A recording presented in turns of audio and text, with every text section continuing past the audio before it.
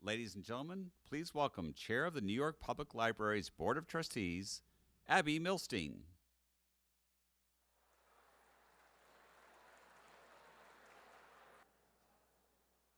Good evening. I'm Abby Milstein, and I am honored to chair the board of the New York Public Library.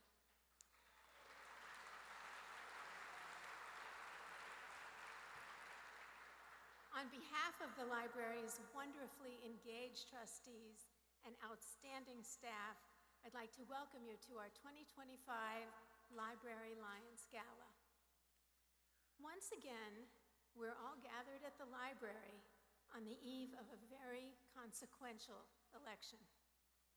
But whatever the outcome, the new mayor will lead a city that loves its libraries.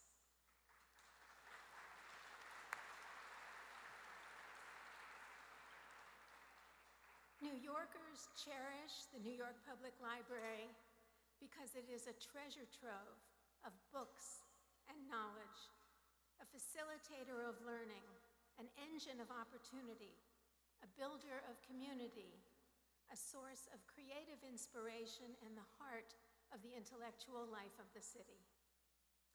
We are most grateful to you all, the library's dear friends and family, for your great generosity in being here with us this evening and in supporting the New York Public Library. Special thanks to the leadership for tonight's event. Host chairs, Andreas Dracopoulos and Anna Busdoku.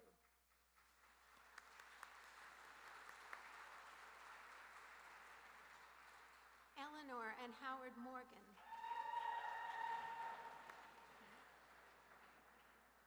Kathy Rayner.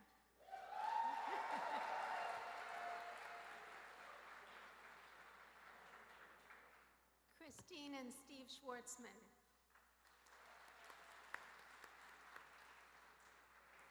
Meryl and Jim Tisch.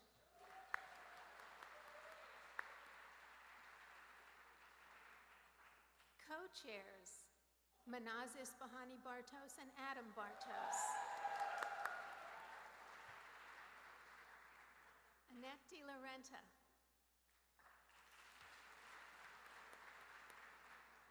Patricia Duff and Richard Cohen. Hortense Gentil-Joly and Hubert Joly.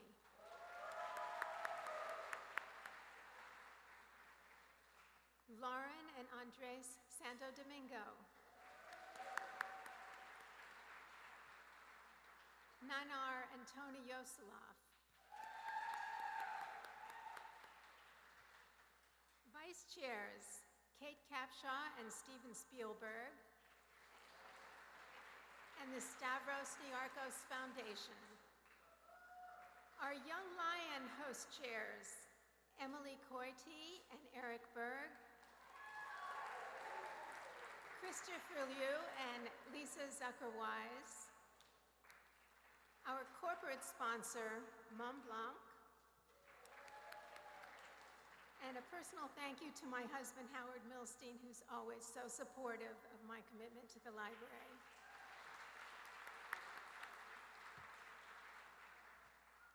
Tonight we gather to celebrate 6 extraordinary individuals who are at the pinnacle of their fields.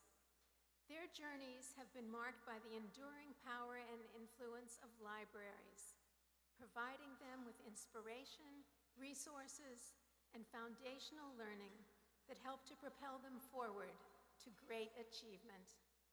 Now, please enjoy this short video.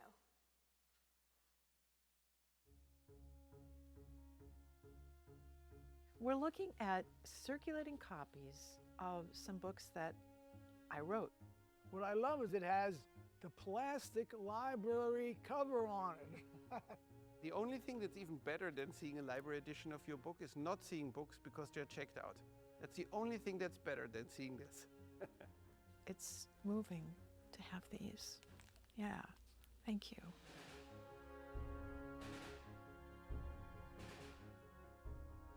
I always tell people that I, grew up in the suburbs of Chicago, but really I grew up in books.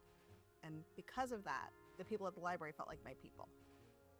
The sense of dignity that a library has, the sense of majesty that a library has. I lived in the middle of the country, completely landlocked, but that library was my ocean. My little town was about 10,000 people, but there in the center of it, you had this place where the rest of the world was waiting. It gave you this just greater sense of possibility, and I think that's what libraries everywhere do. All my siblings and I loved to go to the library because it meant we weren't home, and the librarians were usually cool as long as you kept quiet. And that made life as a kid growing up in New York a lot easier because there are not a lot of places in the city where a young person can go and not be judged. I came to New York with no job, and I was in this horrendous little hotel room on 51st Street. And I would go to the library, and I would write in there because it was like, I don't know, stimulating. It was quiet and beautiful, and I literally, in that library, was writing part of my first novel. For me, it felt like the center of New York as a place of culture and scholarship. And of course, it has a lot to do with the amazing majesty and authority this building projects. But it is open to everyone. And that is such an amazing achievement. And we have to think about what that means. I also think that there's not a children's library in the world that isn't vital. When I go out in front of library groups, I'll frequently say, I'm here to save lives, and I'm not kidding. Because if only 43% of kids are reading at grade level, that means a lot of those kids are never going to get through high school, and their choices are really limited. The real driver of civilization is empathy. And maybe of any building, libraries contain the greatest amount of empathy. It is a sanctuary for the life of the mind, of which there are not that many. I mean, I can't imagine life without a library. I really can't. Libraries are the lifeblood of our society, and they're worth defending. If you want a place where leaders are born, that's where it happens, in libraries.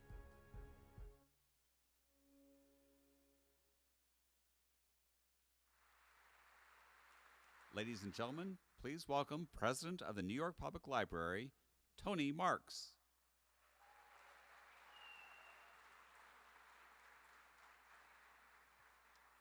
What a magnificent testament to the profound influence of libraries. Thank you to our 2025 Lions for sharing such moving words to get us started tonight. Welcome. And thank you for joining us tonight, the night before Election Day, for this celebration of the arts, writing, music, and scholarship. Thank you, Abby, and our amazing Board of Trustees, and Abby for your leadership. Thanks again to our Library Lions chairs, and I'm so grateful to the amazing staff who work so hard to make this evening such an astonishing event.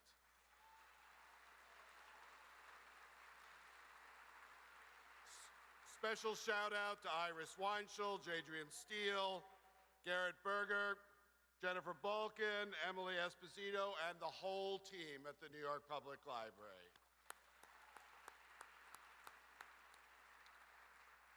And of course, thanks to all of you for your support, which makes everything that we do possible.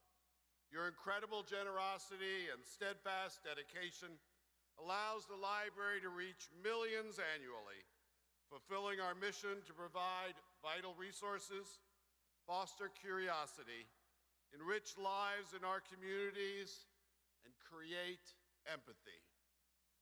We're gathered here this evening in the awe-inspiring Rose Main Reading Room, a place where the pursuit of knowledge knows no bounds, and where every individual is an equal in their quest for understanding. Here, ideas flourish, connections are made, and learning thrives as scholars immersed in their groundbreaking research sit side by side with students poring over their textbooks. Indeed, it's a place for anyone and everyone seeking information, solace, and inspiration. Tonight's decor in front of you was inspired by the iconic ceiling by the murals just above us, designed by James Wall Finn and first seen in 1911. In this majestic room, we are illuminated, surrounded by peace, beauty, and their artistry.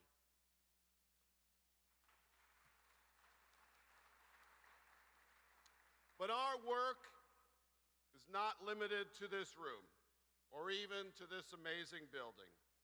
Across our branches and research libraries, our librarians and staff welcome patrons and visitors daily, going above and beyond to introduce not only books, but to teach new technologies, cultivate intellectual curiosity, make lasting connections that will improve the lives of New Yorkers and our global community. This year, we are celebrating two significant milestones in our world-renowned research libraries. A national landmark located in the heart of Harlem, the Schomburg Center for Research in Black Culture, we are honored to recognize the Schomburg Centennial, 100 years as the premier institution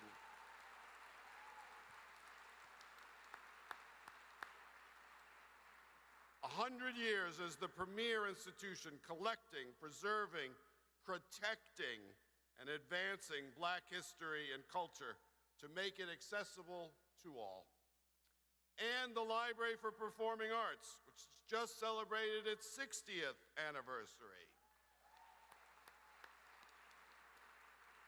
LPA supporting the artists, writers, and musicians who have graced the screen and stage, housing one of the world's most extensive collection in the fields of theater, dance, music, and recorded sound. They also recently took home a much-deserved Tony Award for excellence in the theater.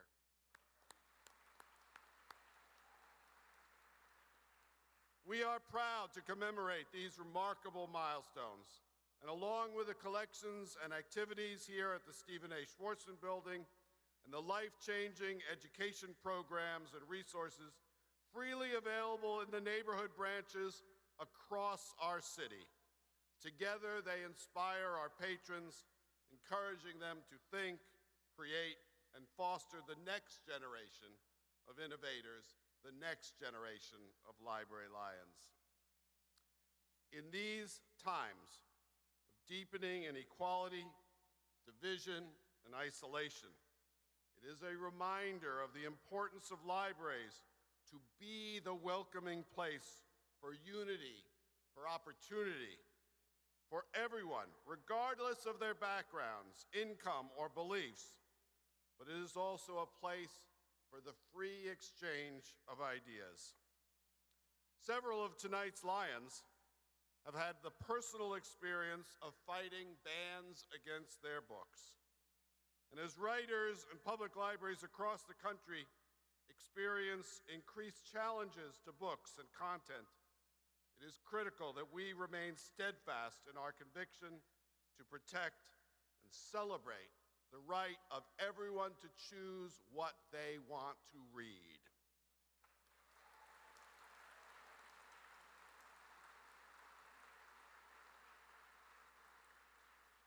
To that end, I'm honored to introduce three special guests in the audience this evening. Ali Veshi, journalist, news correspondent, and advocate in the fight against censorship and book banning. He reflects our shared commitment for the fight to equity and inclusion and the value of free and open reading.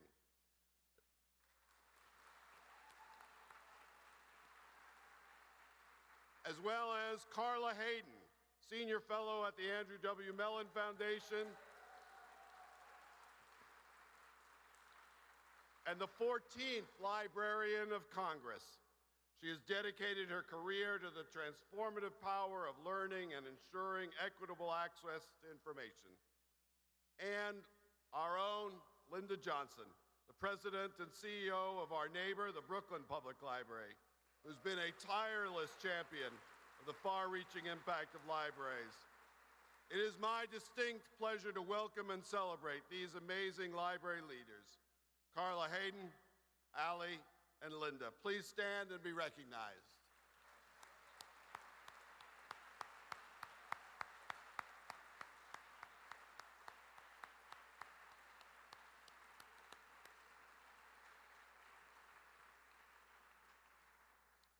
Truly, the library's role as a cornerstone, as the foundation of civic life, could not be more essential as we navigate this ever-changing, ever-challenging world. As the nation's largest and most used public library, as the most used research library on the planet, we are guided by the unwavering conviction that everyone has the right to read, learn, and to advance their lives.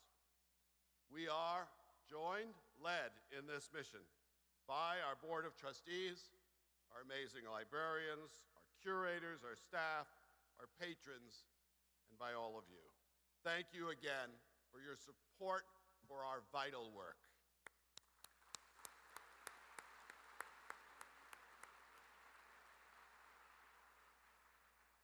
I would also like to acknowledge our government partners, city, state, and federal, who are so essential to the work of the library and our New York City communities. We are so grateful for their continued support.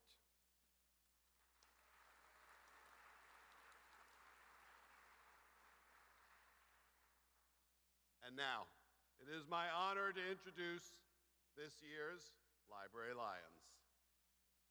As writers, authors, musicians, and trailblazers, they have not only pushed the boundaries of their respective fields, but have also inspired countless others to engage with the arts, literature, and ideas that shape our shared human experience.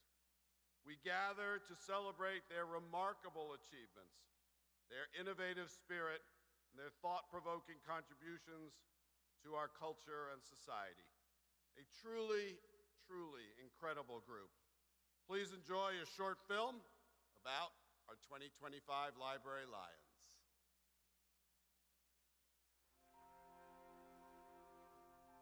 This is a timeline I used when I was working on Till.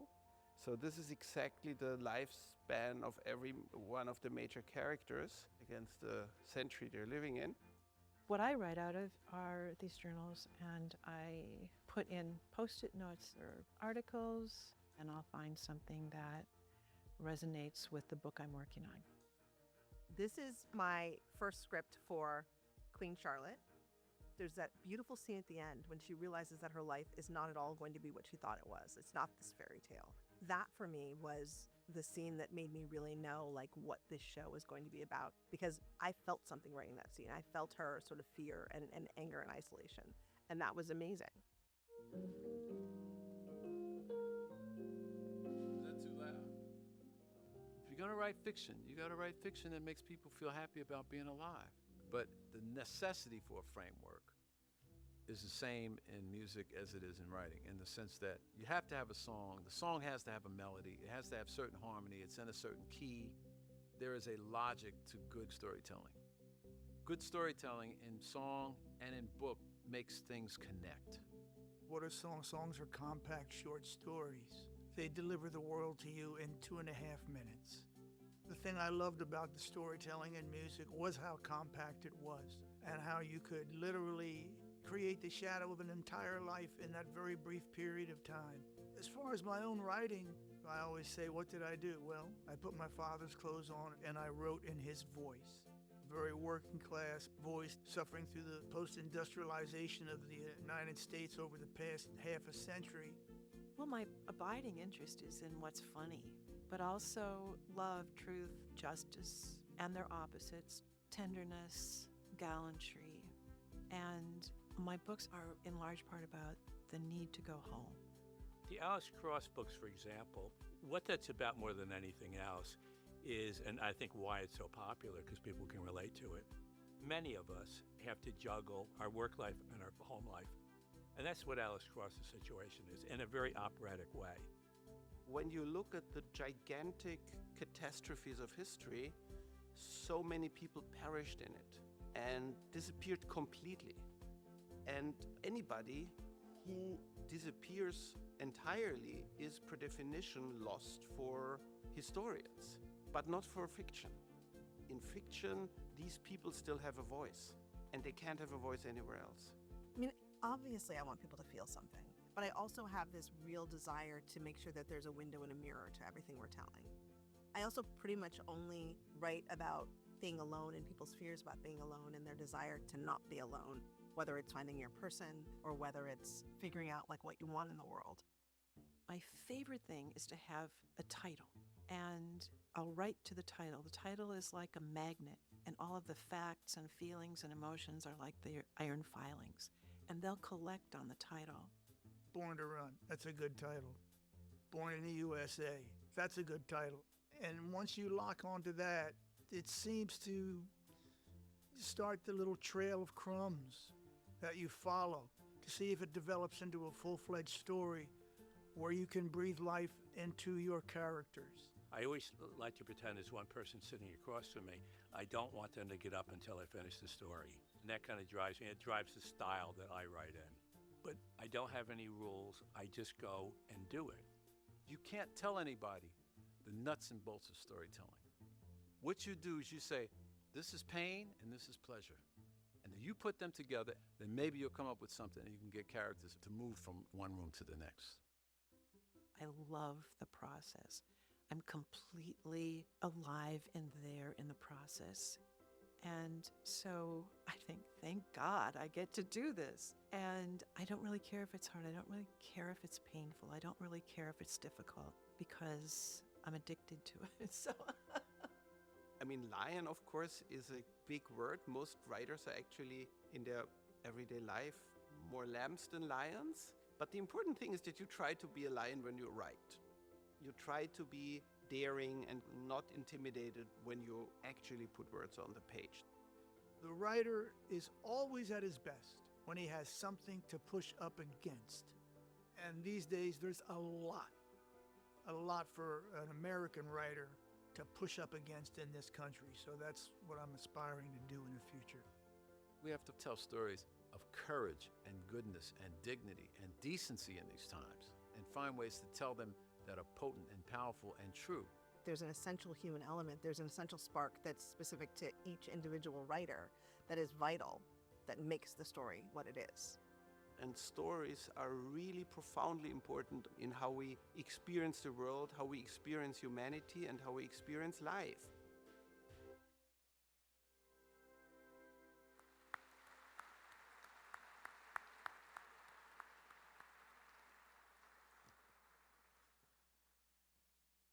Ladies and gentlemen, please welcome to the stage the 2025 Lions.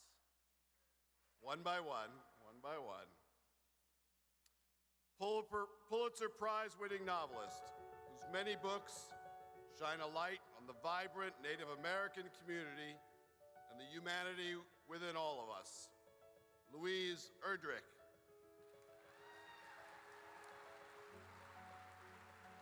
Louise is unable to be with us tonight. She had a little accident. She's fine. Accepting on Louise's behalf is her publisher and her and our dear friend, Jonathan Burnham.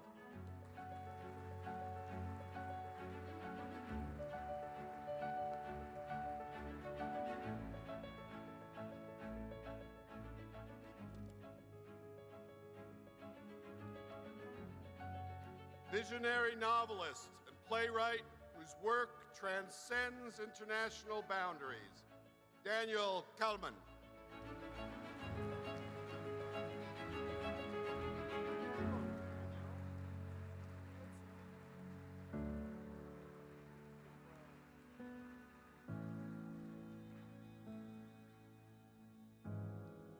Multi-award-winning novelist and musician whose work is beloved by millions, James McBride.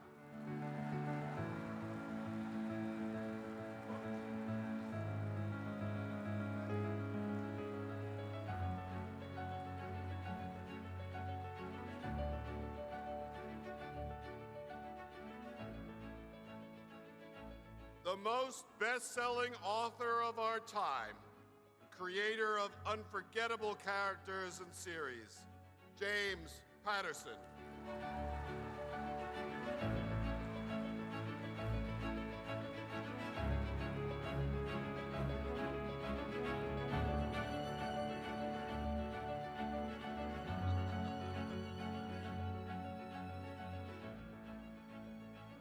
groundbreaking writer, producer, and CEO who has transformed television and streaming, Shonda Rhimes.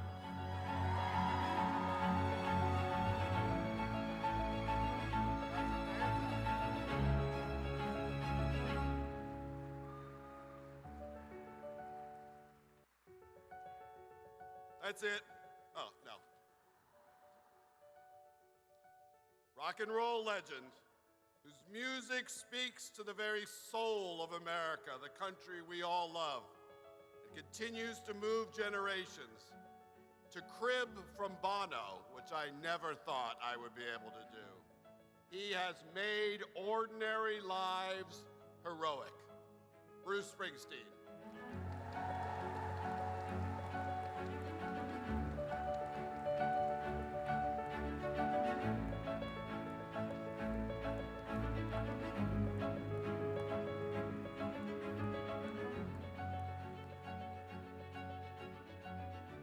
Ladies and gentlemen, our 2025 Lions.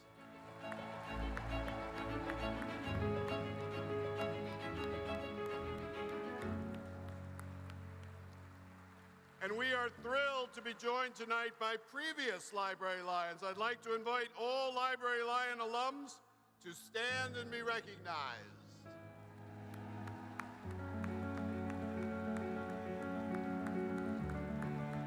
Once again, our Library Lions.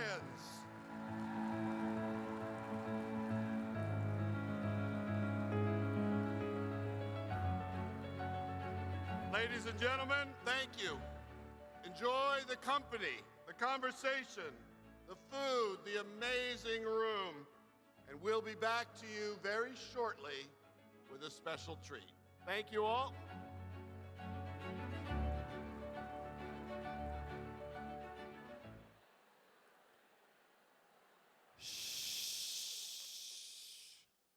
Ooh, that worked.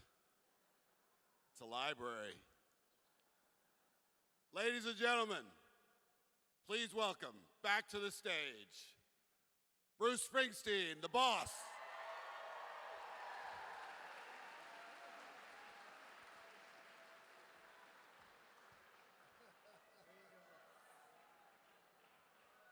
Thank you.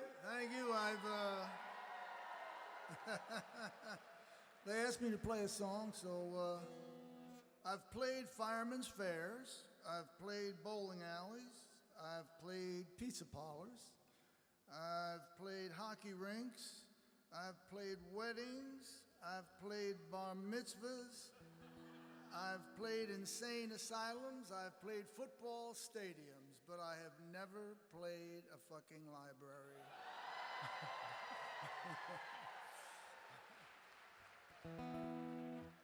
Especially the New York Public Library, but it's my pleasure.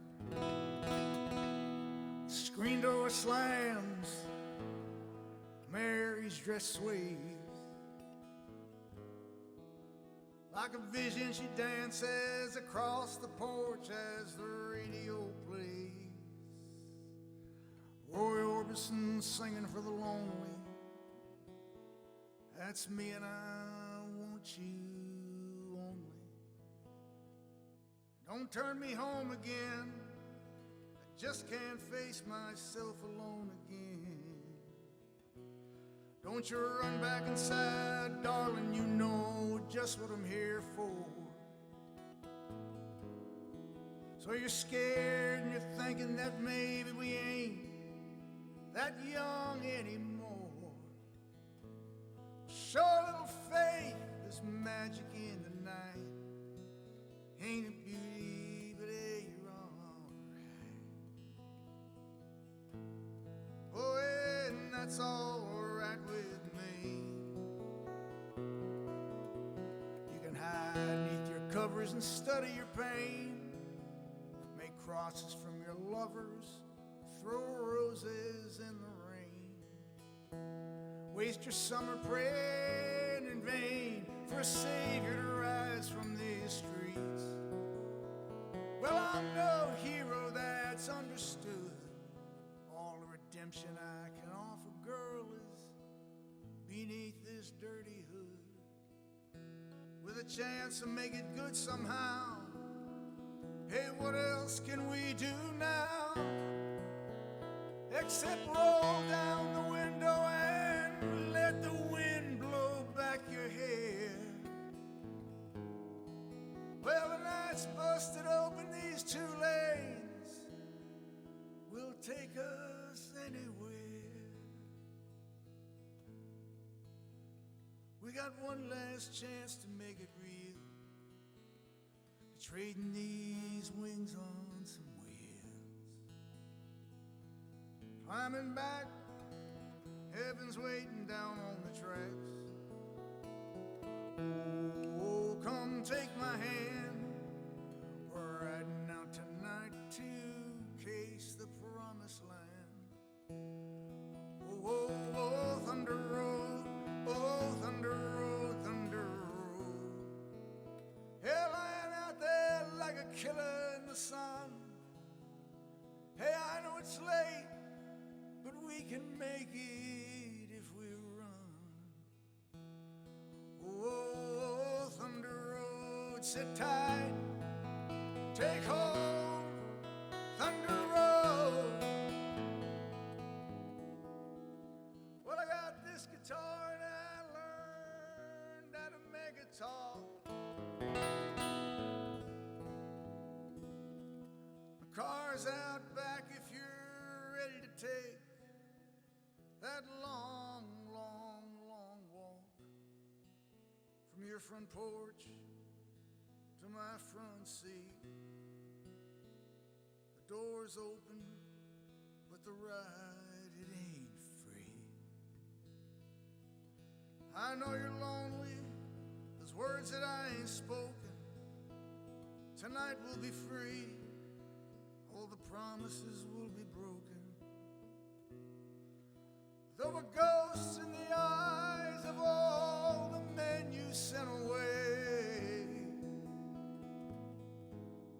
They haunt this dusty beach road and the skeleton frames of burned out Chevrolets. They scream your name at night in the street. Your graduation gown lies in rags at their feet. In the lonely cool before dawn, you hear their engines roaring on. But when you get to the porch, they're gone on the wind. So Mary, climb in. It's a town full of losers. We're pulling out of here to win.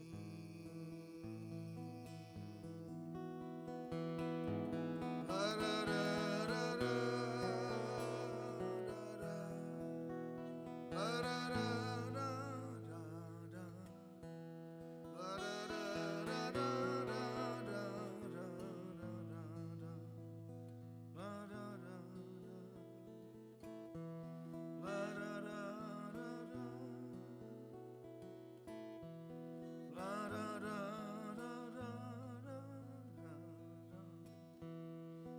La da da da da da. La da da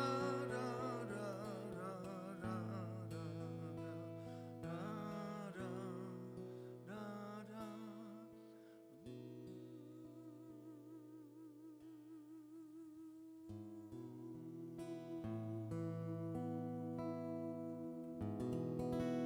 Have a great night.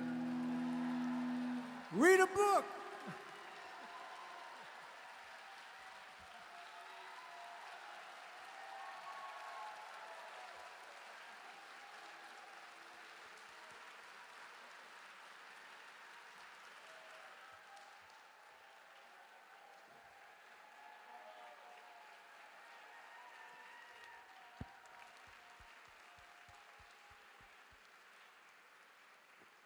Wow. Thank you, Bruce. You can play here anytime. Enjoy the evening, enjoy dinner. I'll see you down in Astor Hall for the after party when we're done. Thank you all for everything.